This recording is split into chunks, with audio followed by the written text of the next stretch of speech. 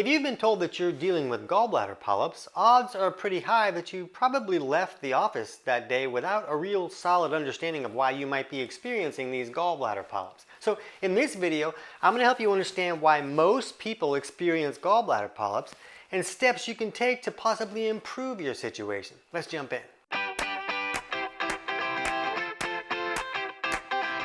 TC Hale is not a doctor and does not claim to be a doctor or licensed in any type of medical field. Don't be an idiot and use anything heard on the show as medical advice. This information should be used for educational purposes only, and you should contact your doctor for any medical advice. Now get off me.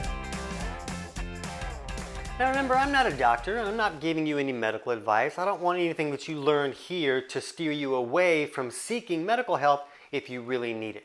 I just dug through a lot of the studies and the scientific literature and came up with some information that I want to share with you. And I'll put links to that information in the description below this video so you can dig a little bit deeper if you want to as well. But you'll see that when most people are dealing with gallbladder polyps, they seem to be caused by either inflammation, excess cholesterol, or abnormal cell growth.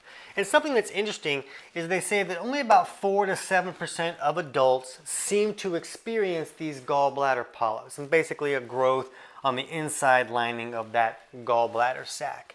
And it seems that only about 5% of those people who deal with those gallbladder polyps deal with the type that seem to have the ability to turn malignant. We don't want them to turn malignant and be bad, but it's a small percentage of people who seem to have that type of gallbladder polyp.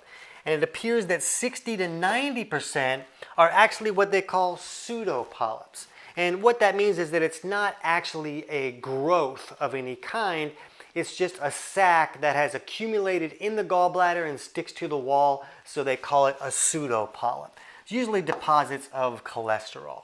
So when they find these deposits of cholesterol attached to the inside of that lining of the gallbladder, and they know that some polyps have the ability to be cancerous and very problematic, well, they're going to view that as a really bad thing. And they seem to really want to blame the cholesterol. But let's look at the function of this gallbladder, because the gallbladder has a concentration type function. Because the liver makes this soapy substance called bile, and bile helps us emulsify our dietary fats. It helps us access fat-soluble vitamins like A, E, D, and K.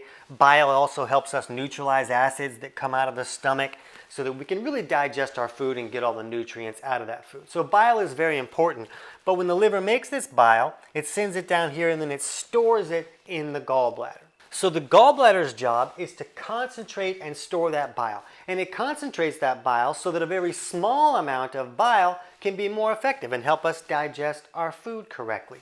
So the problem is when we concentrate something, we're basically pulling the liquids out of that. We're making it more concentrated. Like if you're going to cook like a gravy on the stovetop, it thickens up over time as it becomes more concentrated as you're kind of cooking those liquids out of it.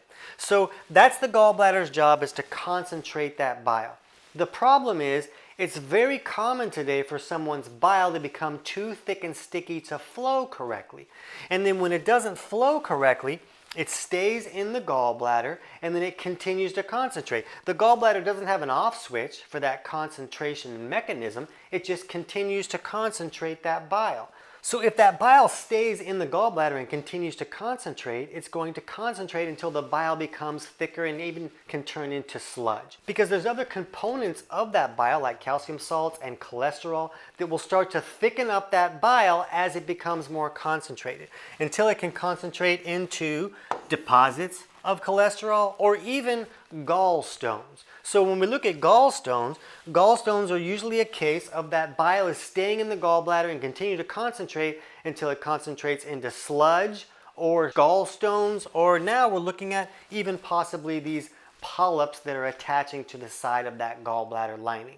And another characteristic that seems to show up a lot when we're looking at gallbladder sludge and bile not flowing correctly is hypoclohydria, or a lack of stomach acid. And it's very common these days for someone not to be making enough stomach acid.